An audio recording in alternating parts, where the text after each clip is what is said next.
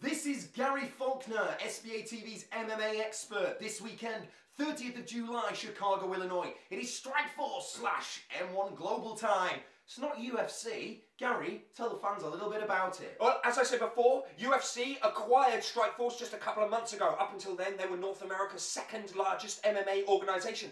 M1 Global, on the other hand, a Russian outfit run by, some would say, speculation of course, the Russian Mafia. What? The Russian Mafia? Aye. What, you mean like, we're going to kill you, dirty boy? Yeah, those ones. But that's speculation, of course. I would never say such a thing. Fedor Emilienenko also owns some shares in M1. And Fedor is who we're going to be talking about right now. Okay, so who is he fighting? Dan Henderson. Dan Henderson is one of my personal favourites from his days in the UFC and Pride. Fantastic fighter. Devastating knockout ability, which we saw at UFC 100, the last time he was in the octagon. But since then, since his victory over Michael Bisping, he left to join Strikeforce and was defeated by Jake Shields. But he's had two fantastic knockout victories in his last two fights. And he's going to be looking to get one over Fedor Emilienenko. But can he? Don't know, can he? You tell us, Gary. I don't think so. I think Fedor is too much for the 40-year-old. Fedor Emilienenko has never been knocked out. Has he not? He's taken some beatings in the past, but always come back and won. Apart from his last two fights. Losing, shockingly, and I don't want to say to the journeyman Fabricio Verdum, but the journeyman Fabricio Verdum tapped out after taking him in the first round.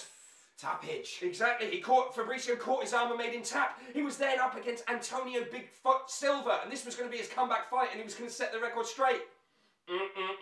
Doctor had to stop it at the end of round two because Fedor's face didn't really look like his own face anymore. A mess. Exactly. This time, can Fedor beat Dan Henderson? Well, Dan Henderson is a lot smaller than Bigfoot Silva.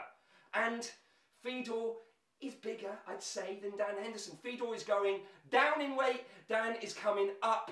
Fedor's got 6 years of age ahead of him, and Fedor is the legend, and I think he's going to get the victory by knockout over Dan Henderson. What are the odds then, Gaz? Okay, you can get 1.4 with William Hill for Fedor to take the match. But what if people disagree with you? What about if they fancy Henderson? What odds on can you get on Henderson? Well, you can get Dan Henderson at 2.75 with William Hill, but I don't think that's great value. I'd stick a big chunk of money on Fedor Emilianenko. In fact, you know what? I'd stick my house on it. Your house? Yeah. Well, thankfully it is cemented to the ground and that's not going to happen. This has been our MMA section. Don't forget, guys, click the links to all our Premier League preview videos here at sbatv.tv.